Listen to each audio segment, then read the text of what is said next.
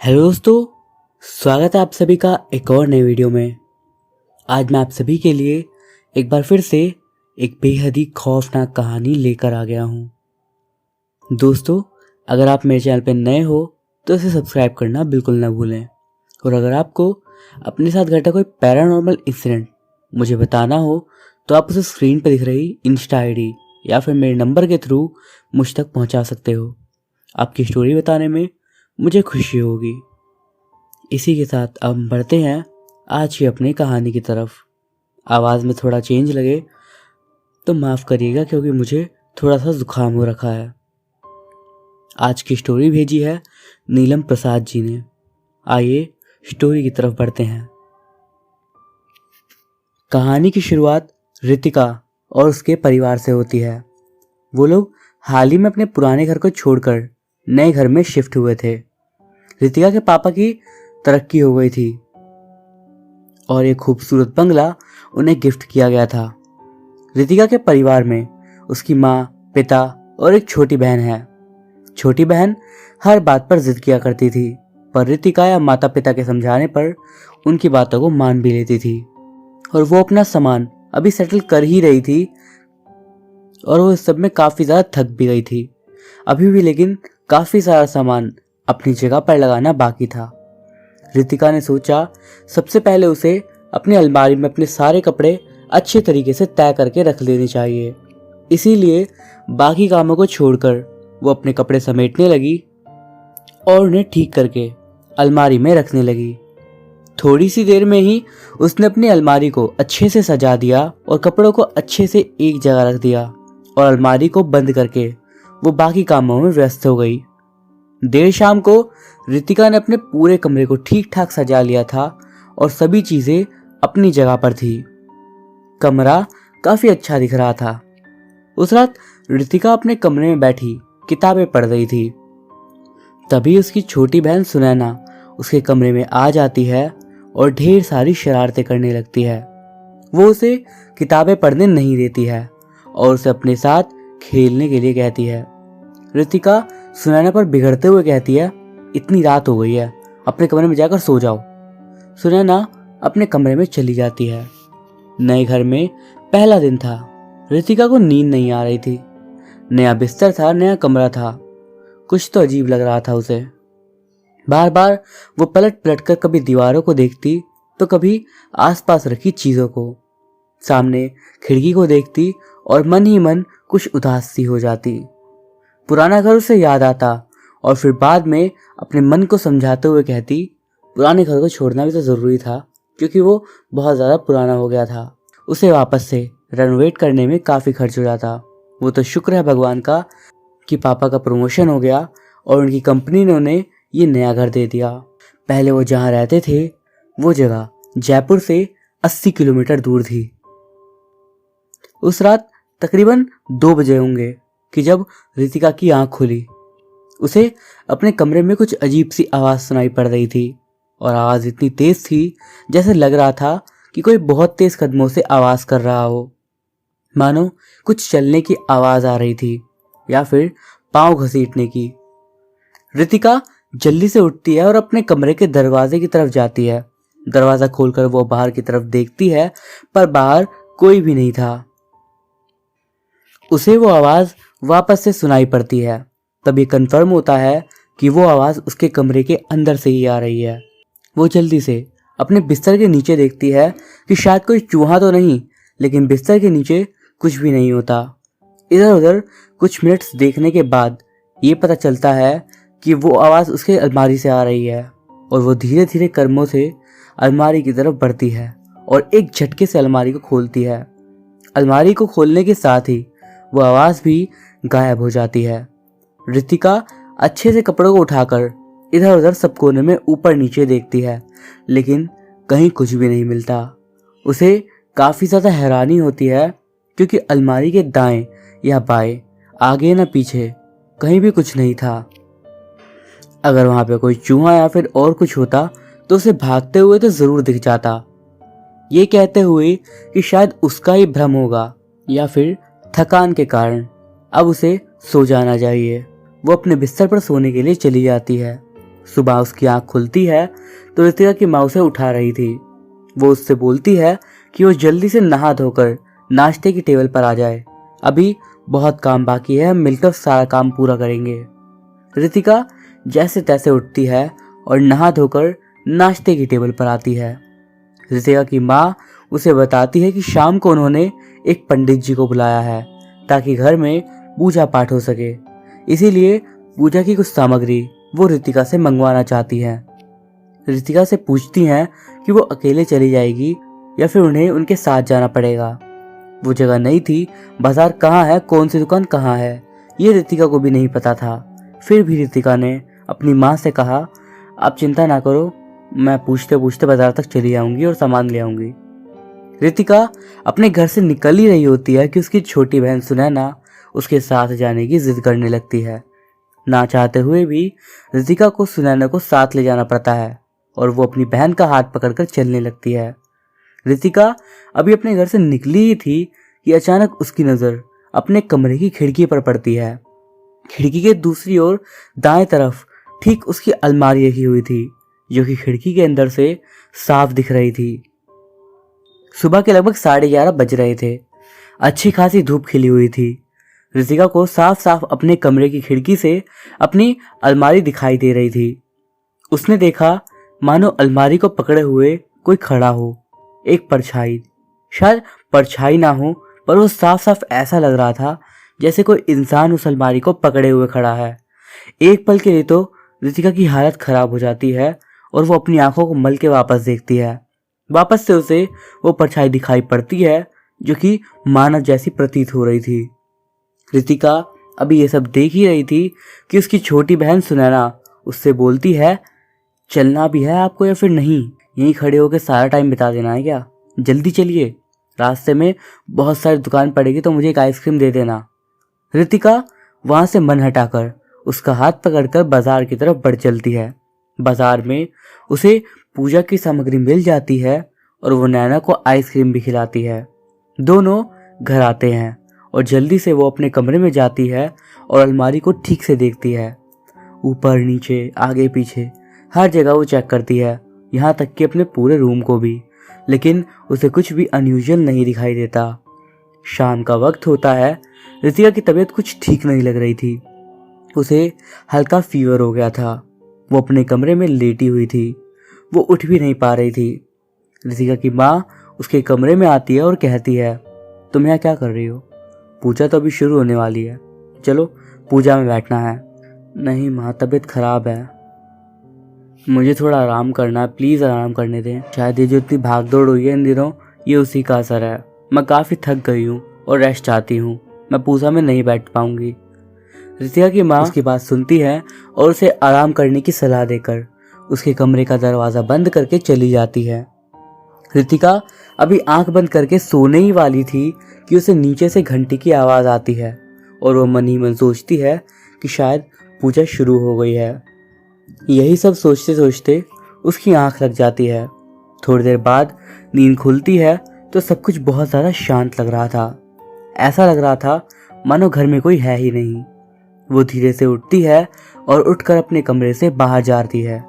उसे अपनी अलमारी के बगल में वही परछाई दिखने लगती है और अब तो बिल्कुल ऐसा लग रहा था कि वो कोई इंसान ही हो, जो कि अपने सर को नीचे रखकर दोनों पाँव को पकड़ के बैठा हो। रितिका बहुत डर जाती है। बार बार वो अपनी आंखों को मल के देखती है कि ये सोच के कि ये उसका भ्रम हो, लेकिन नहीं। जितनी बार वो अपनी आंखों पर हाथ मले, उसे वो जगह और ज़्यादा साफ साफ दिखाई देने लगे और बार बार उसका वो भ्रम टूट रहा था। वो जोर से चिल्लाना चाह रही थी पर बिल्कुल भी नहीं चिल्ला पा रही थी, मानो जैसे किसी ने उसके गले को बंद कर दिया हो। जैसे तैसे भगवान का नाम लेते हुए वो हिम्मत करती है और कपकपाते स्वर में पूछती है, कौन है वहां पर? कौन बैठा है वहां पर? क्या सचमुच कोई है वहां पे? 3-4 बार पूछने पर वो परछाई उसे अलमारी के अंदर जाती हुई दिखाई देती है। ये देखते ही रितिका को इतना बड़ा झटका लगता है कि वो इतनी जोर से डरती है कि वहीं खड़े खड़े बेहोश हो जाती है। कुछ देर बाद उसकी आंख खुलती है तो देखती है वो कि उसके माता पिता, उसकी छोटी बहन उसके सामने हैं। आँख खोलते के साथ ही माँ पूछती है, क्या हुआ बेटा, तुम बेहोश कैसे हो गई थी? तबीयत इतनी खराब थी तो मुझे बता देती, मैं तुम्हें डॉक्टर के पास ले जाती।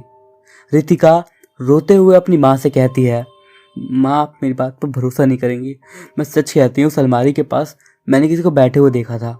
वो एकाएक मेरी नज़रों के सामने से उस अलमारी के अंदर चला गया। रितिका की माँ कहती है, मुझे पता है बेटा कि सफ़र के दौरान काफ़ी थकावट हुई है, तुम भी काम करके थक गई हो, लेकिन इसका मतलब ये नहीं है कि तुम अनाप शनाप बातें करने लगो।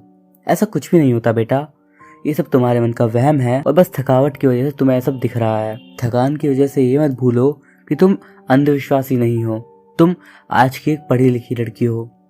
रितिका की माँ उसे ये सब समझाते हुए कह रही थी और उसे सांत्वना दिए जा रही थी कि ऐसा कुछ भी नहीं है, सब कुछ ठीक है। उन्होंने तो घर में पूजा पाठ कराया था, फिर इस घर में भूत प्रेत कहाँ से आएंगे। अब चुप से शांति से सो जाओ, तुम्हें डॉक्टर आंटी ने आराम करने के लिए कहा है। ये कहते हुए रितिका के पापा वहाँ से चले जाते हैं। सुनैना अभी भी रितिका के पास बैठी हुई थी। वो उससे पूछती है, तुम तो मेरी प्यारी सी छोटी बहन हो ना, तुम्हें तो मेरी बात पर भरोसा है ना? सुनैना हाँ में जवाब देती है। सुनैना रितिका से कहती है कि उसने भी एक दो बार कुछ परछाई सी अपने कमरे में और किचन में भी देखा है, लेकिन उसने किसी को नहीं बताया क्योंकि उसे लगा कि शायद ये सब उसके मन का भ्रम है, असलियत नहीं है। लेकिन आप भी यही बात कह रही हो, इसका मतलब ये सच है। रितिका उन सब बातों से इतनी डरी हुई थी कि उसने अपनी अलमारी पे एक बड़ा सा कवर चढ़ा दिया। अब वो अलमारी बिल्कुल भी दिख नहीं पा रही थी।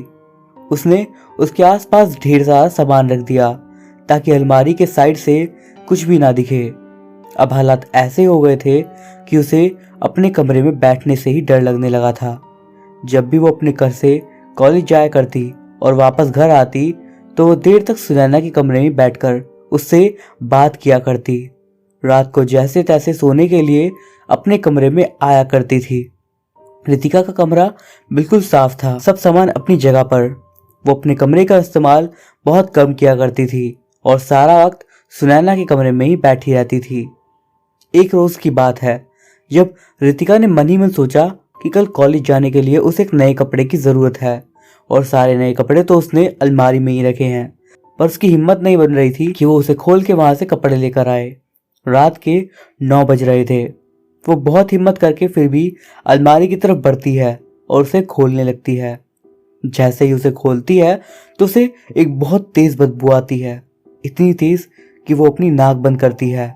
सारे धुले हुए कपड़े मानो सड़ गए हो और सब में से इतनी गंदी बदबू आ रही थी कि पूछो मत। ऐसा लग रहा था जैसे बरसों से उन कपड़ों को धोया ना गया हो। रितिका रोने लगती है और बड़बड़ाने लगती है, इतना आने से पहले ही तो इन्हें धोया था, फिर ये सब क्या है। वो जोर जोर से अपनी माँ को आवाज लगाती है और उसकी माँ दौड़े दौड़े कमरे में आती है और रितिका से कहती है, क्या हुआ? रितिका अपने सारे कपड़े माँ को दिखाती है। देखिए क्या हो गया, ये मैंने आपके सामने ही ना सारे कपड़े धुलने के लिए दिए थे, सारे कपड़े धुल के आए थे, पता नहीं क्या हो गया इन्हें। मैं पहले दिन से ही कह रही थी इस घर में कुछ प्रॉब्लम है, लेकिन आप मेरी बात को मानती ही नहीं हो।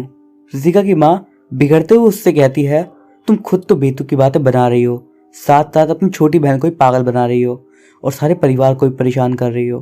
तुम्हारी बातों से वो भी बहुत ज़्यादा डर रही है, हो सकता है अलमारी साफ ना हो इसलिए कपड़े गंदे हो गए हों। रितिका कुछ देर के लिए चुप हो जाती है। उसे आभास हो गया था कि उसकी बातों का कोई भी भरोसा नहीं करने वाला है। वो चुप हो जाती है और चुपचाप अपने बिस्तर पर बैठ जाती है। वो अपनी माँ से कहती है, आई एम सॉरी, आपने ठीक कहा, मुझे शायद थकान हो गई होगी इसलिए मैं बहकी बहकी बातें कर रही हूँ। अब आप जाइए, मैं आप लोगों को और परेशान नहीं करूँगी। उस रात रितिका बिल्कुल भी नहीं सो पा रही थी। वो सिर्फ अलमारी की तरफ ताकते जा रही थी और उसे समझ में नहीं आ रहा था कि ये उसके साथ क्या हो रहा है। क्या वो सचमुच पागल हो गई है? वो यही सब सोच रही थी। अलमारी का दरवाज़ा अपने आप हल्का सा खुल जाता है और रितिका डर के झटके से बिस्तर के ऊपर बैठकर एक साइड को बैठ जाती है। जैसे तैसे हिम्मत करके वो अपने कमरे के दरवाजे की तरफ जाती है और दौड़कर वहां से भाग जाती है। वह सीधा सुनैना के कमरे में चली जाती है। सुनैना उस वक्त सो रही थी। वो सुनैना के बगल में जाकर बैठ जाती है। रितिका काफी डर गई थी। उस वक्त उसे कुछ भी समझ में नहीं आ रहा था। क्या करे, माता पिता तो उसकी बात का भरोसा करेंगे नहीं। एक छोटी बहन है जिसकी उम्र इतनी कम है कि उन सब बातों में फंसाया नहीं जा सकता। वो डर जाएगी क्योंकि वो घर की सबसे छोटी सदस्य है। बस वो भगवान से दुआ कर रही थी कि जल्दी से सुबह हो जाए। सुबह का वक्त होता है और रोज की तरह रितिका कॉलेज के लिए निकलती है। उसने तय किया था कि रोज मर मर के जीने से अच्छा है वो इन सब बातों के तह तक जाए और पता लगाए कि आखिर माजरा क्या है। वो उस दिन कॉलेज नहीं जाती और कॉलेज ना जाने के बजाय वो वहाँ के लोकल लोगों से अपने नए घर के बारे में पूछताछ करती है। शायद कहीं ना कहीं कोई तो इसके बारे में कुछ बता सकेगा। ये सोचते सोचते वो आसपास के लोगों से पूछताछ करने लगती है। दिन भर घर के आसपास से दूर दूर तक सभी लोगों से वो पूछताछ करती है। क्या वे उस घर के बारे में कुछ जानते हैं? पहले कौन रहता था, क्या हुआ था? किसी ने कुछ भी ठीक से नहीं बताया। रितिका उदास होकर घर की तरफ लौट रही थी। शाम के 5 बज गए थे। वो इतनी दुखी थी कि भागदौड़ करने के बाद उसे पता ही नहीं चला कि शाम कितनी हो गई है। तभी पीछे से उसे एक आवाज आती है, सुनो बेटा, शायद मुझे पता है। वो तुरंत पीछे की ओर मुड़ती है और देखती है तकरीबन एक 50-60 साल की वृद्ध महिला उसके सामने खड़ी है। वो रितिका से कहती है कि वो उसके घर के बारे में जानती है। कुछ देर पहले रितिका ने किसी के घर में अपने बारे में पूछताछ करी थी तो वो लोग उसे बता नहीं पाए थे, पर पीछे बैठी वृद्ध महिला ने सारी बात सुन रही थी। रितिका ने जिससे पूछा था वो उसी के बेटे और बहू थे जो कि नहीं जानते थे। रितिका का हाथ पकड़कर वो एक पत्थर के पास ले जाती है और वहां उसे बिठाती है और उसे उसके घर के बारे में बताने लगती है। उसके आने से पहले उस घर में एक फैमिली आती थी। 2 बच्चियां थी, मम्मी पापा थे। घर में खुशियां तो थी ही, पर बाप पैसों का बहुत लालची था। वो हर वक्त अपनी बीवी का अपमान करता था। बात बात पर उसे छोड़ जाने की धमकी देता और उसकी बड़ी बेटी सोनालिका जो कि बहुत समझदार थी, वो पिता के द्वारा किए गए खराब व्यवहार को अपनी माँ के साथ बिल्कुल भी नहीं देख पाती थी और अपने पिता से अपनी माँ के लिए लड़ जाती थी। बात एक रोज की है। मैं उस घर में गई थी क्योंकि सोनालिका की माँ मेरी बहुत अच्छी दोस्त थी। वो मुझे बहुत मान सम्मान किया करती थी। रह रहकर वो मुझे अपने घर पे बुलाया करती थी। हम बहुत सारी बातें किया करते थे क्योंकि मेरी खुद की औलाद और मेरी बहू काम वगैरह में व्यस्त रहते हैं। मेरा बेटा बहू दोनों ही ऑफिस जाते थे, इसीलिए मैं उसके पास आ जाती थी। हमारी अच्छी दोस्ती हो गई थी और सोनालिका बिल्कुल मुझे अपनी माँ की तरह ही मानती थी। एक रोज की बात है, मैं सोनालिका के घर गई थी। उसके घर में बहुत जोर से लड़ाई झगड़ा हो रहा था। उसके पिता उसकी माँ को मार रहे थे और उन पर चिल्ला भी रहे थे और बहुत सारी गालियां भी बक रहे थे। दरअसल सोनालिका के पिता किसी दूसरी महिला से विवाह करना चाहते थे और उसकी माँ को छोड़ना चाहते थे। इसीलिए वो जबरन उसकी माँ को डिवोर्स के पेपर पर साइन करवा रहे थे। साथ ही साथ वो उस मकान को अपने नाम करवाना चाह रहे थे, पर सोनालिका अपने पिता को बहुत ही अनाप शनाप बक रही थी और उसे वहां से चले जाने को कह रही थी क्योंकि सोनालिका की माँ के नाम पर एक बंगला था और वो उसे नहीं देना चाहती थी। वो बार बार अपनी माँ को जोर जोर से चिल्लाकर कह रही थी कि आप इसकी बात मत मानिए, इस पेपर पर साइन मत करिएगा, ये हमारा घर है, ये बुरा इंसान इसे हथियार लेना चाहता है, इस बुरे इंसान को यहाँ से भगाइए। सोनालिका ये सब कह रही थी। इसी बीच उसके पिता उसका हाथ पकड़कर जबरदस्ती उसे ऊपर के कमरे की तरफ ले जाते हैं। ये सब कुछ वो बाहर खिड़की से देख रही थी, इसीलिए उन्हें इन सब बातों का पता है। बाहर वालों की नज़रों में ये एक नॉर्मल परिवार है, पर असलियत सिर्फ मुझे ही पता थी क्योंकि सोनालिका की माँ ने अपने पति के बारे में उसे बहुत बार बताया था। उसे ये भी बताया था कि उसे असल दुख उसके पति के बुरे व्यवहार का नहीं बल्कि अपने बच्चियों की चिंता का है, क्योंकि उसका पति उन्हें भी बिल्कुल भी सम्मान नहीं देता है। वो महिला बताती है ये सब उससे देखा नहीं गया था। उन्होंने तुरंत अपने बेटे को फ़ोन मिलाया और पुलिस को बुलाने के लिए कहा। पुलिस सोनालिका के घर आ जाती है और उसके पिता को पकड़ के ले जाती है। दूसरे दिन मैं उसकी माँ से मिलने के लिए गई तो वो लोग अपने घर को छोड़कर कहीं जा चुके थे। मैं पुलिस स्टेशन गई उनकी जानकारी लेने के लिए, तो वहाँ पता लगा कि सोनालिका के पिता ने अपनी पत्नी संध्या से माफ़ी मांग ली थी और वो लोग वापस अपने घर चले गए थे। मैं कुछ दिन तक संध्या से मिलने के लिए उसके घर जाया करती थी, पर घर के बाहर ताला ही दिखता।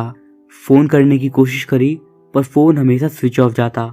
इतने वर्षों बाद किसी ने उस घर के बारे में पूछताछ की तो मुझे बहुत अजीब लगा।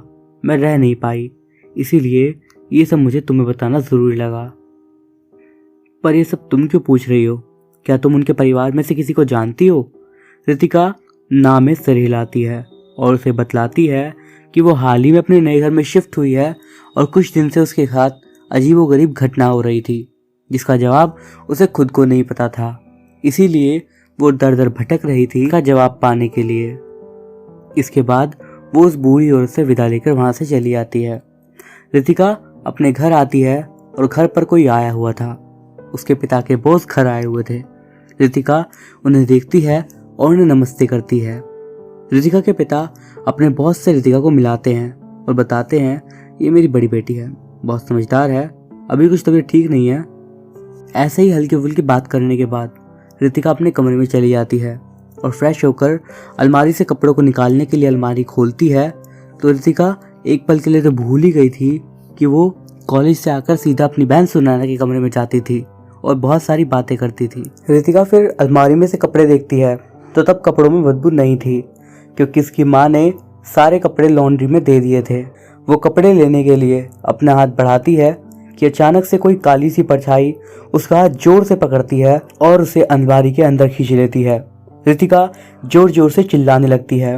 अलमारी का दरवाज़ा बाहर से अपने आप बंद हो जाता है और अंदर बिल्कुल अंधेरा था। अंदर खड़े खड़े वो जोर से हाथ पैर मार रही थी पर अलमारी नहीं खुल रही थी। अब उसका दम घुटने लगा था। वो जोर जोर से अपनी माँ अपने पापा को बुला रही थी पर उसकी आवाज़ कोई भी नहीं सुन पा रहा था। अचानक से वो देखती है कि ठीक सामने उसकी एक लड़की बैठी हुई है जिसका पूरा शरीर काला पड़ चुका है और दिखने में वो बहुत ज़्यादा भयानक दिख रही है। लंबे लंबे बाल, आंखें बिल्कुल सफ़ेद। रितिका को ऐसा महसूस होता है कि अब वो बस मरने ही वाली है। वो बहुत जोर से चिल्ला रही थी। उसे देखकर वो लड़की उसे एकटक देखे जा रही थी। रितिका को ऐसा फील होता है कि शायद जल्दी अब वो मरने वाली है। वो इस भयावह दृश्य को ज़्यादा देर तक नहीं देख पाएगी। वो उस परछाई से पूछती है, कौन हो तुम? आखिर क्या चाहती हो? क्यों बार बार मुझे दिख रही हो और क्यों परेशान कर रही हो? मैंने तुम्हारा क्या बिगाड़ा है? मैं तो यहाँ नहीं आई हूँ। भगवान के लिए मुझे छोड़ दो, मैं मर जाऊंगी। अभी जोर जोर से वो सब बात कर ही रही थी कि अलमारी का दरवाज़ा खुल जाता है और अब वो देखती है कि उसके पिता के वही बॉस उस लड़की का हाथ पकड़कर उसे बाहर निकाल रहे हैं। वो दृश्य रितिका को काफ़ी अजीब लग रहा था। उसके बॉस काफ़ी यंग दिख रहे थे और जिस लड़की को उसने एक काली परछाई, एक भूत के तौर पर देखा था, वो लड़की बिल्कुल इंसानों की तरह दिख रही थी। वो उस वक्त बेहोश थी। वो देखती है कि रितिका के बॉस उस लड़की को उठाने की कोशिश कर रहे हैं पर वो नहीं उठती। ऐसा लग रहा था कि वो मर गई थी। वो देखती है कि वो आदमी उस लड़की को उठाकर एक ब्रीफ केस में रख देता है और उसे कहीं ले जा रहा होता है। रितिका जल्दी से निकलकर उसके पीछे जाती है और देखती है कि ब्रीफ केस सहित वो इंसान उस लड़की को पास ही के लेक में फेंक देता है और घर की तरफ चला जाता है। वो देखता है कि वो जल्दी से कुछ सामान उठाकर अपनी गाड़ी की तरफ जा रहे थे और फिर वो गाड़ी में बैठकर कहीं चले जाते हैं। अचानक रितिका अपनी आंखें खोलती है और देखती है कि वो अभी भी उस अलमारी के अंदर ही है। उसके ठीक सामने वो लड़की भी है और वो लड़की रितिका से कहने लगती है, वो इंसान मेरा बाप है जिसने मेरी हत्या करी थी। उसने जबरन मुझे अलमारी में बंद कर दिया जिससे मेरी मौत हो गई। मैं उससे बहुत नफरत करती हूँ। उसने मेरी माँ को महिला आश्रम में छोड़ दिया। मेरी छोटी बहन नीना को दूर बाहर देश में अकेले सड़ने के लिए रख दिया। वहाँ उसे देखने वाला कोई नहीं है। वो काली परछाई और कोई नहीं बल्कि सोनालिका थी। रितिका को अब ये सब समझ में आ गया था। वो रोते हुए कहती है कि वो उसकी मदद ज़रूर करना चाहती है पर कैसे। अलमारी का दरवाज़ा खुल जाता है और रितिका उससे बाहर आ जाती है। वो जोर जोर से सांस लेने लगती है। वो बिल्कुल मरने की हालत में थी।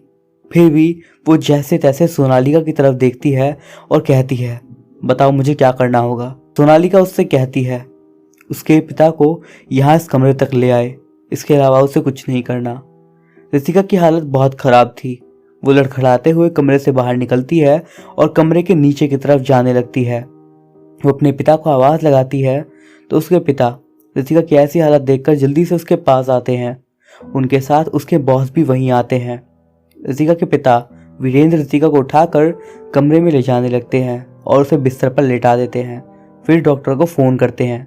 उसके बाद जैसे ही डॉक्टर आता है, वीरेंद्र डॉक्टर को लेने के लिए नीचे जाते हैं। अब इस कमरे में सिर्फ रितिका और सोनालिका के पिता मनीष थे। अचानक से कमरे का दरवाज़ा बंद हो जाता है और घर में रखी गई वो अलमारी जोर जोर से हिलने लगती है। मनीष ये सब देखकर बिल्कुल डर जाता है और दरवाजे की तरफ जाकर भागने की कोशिश करता है। वो दरवाज़ा पीटता है लेकिन दरवाज़ा बिल्कुल नहीं खुलता। एकाएक देखते ही देखते सोनालिका मनीष के सामने आती है। उसका भयावह चेहरा देखकर मनीष बहुत जोर से चिल्लाता है और कहता है, तुम तो मर गई थी सोनालिका। हाँ, मर गई थी और आप ही ने मुझे मारा है। मेरी मौत के जिम्मेदार आप ही थे। आप ही के कारण मुझे मेरी माँ और मेरी बहन को इतना ज़्यादा दुख झेलना पड़ा, लेकिन अब उनके दुखों का अंत होने वाला है। मैं आपको नहीं छोड़ूंगी, आपको भी मार डालूंगी मैं। मनीष हाथ जोड़कर सोनालिका से माफ़ी मांगने लगता है और कहता है, मैं अपना गुनाह कबूल कर लूँगा, बस मुझे जाने दो। सोनालिका का गुस्सा और बढ़ जाता है और मनीष का पाँव पकड़ती है और उसे घसीटते हुए सीढ़ियों से बाहर की तरफ ले जाने लगती है। वीरेंद्र बिल्कुल चौंक गया था। वो मनीष के पीछे पीछे भागने लगता है और उसे समझ नहीं आ रहा था कि मनीष को आखिरकार खींच कौन रहा था, क्योंकि वो उसे सिर्फ हवा में उड़ता हुआ दिखाई दे रहा था। मनीष के साथ वो डॉक्टर भी था, वो भी काफी हैरानी के साथ ये सब देख रहा था। देखते ही देखते मनीष को किसी ने मानो जोर से सामने की लेक में ले जाकर फेंक दिया और देखते ही देखते वो उस लेक में डूब गया। वीरेंद्र पुलिस को बुलाता है और सारी बात उन्हें साफ साफ बताता है। पहले तो पुलिस बात पर भरोसा नहीं करती, पर वीरेंद्र के लाख समझाने पर पुलिस उनकी बात को मानती है और छानबीन करने लगती है। कुछ दिनों की छानबीन के बाद पुलिस मनीष की पत्नी संध्या और उसकी छोटी बहन का पता लगाती है। बात साफ थी, मनीष एक बुरा इंसान था।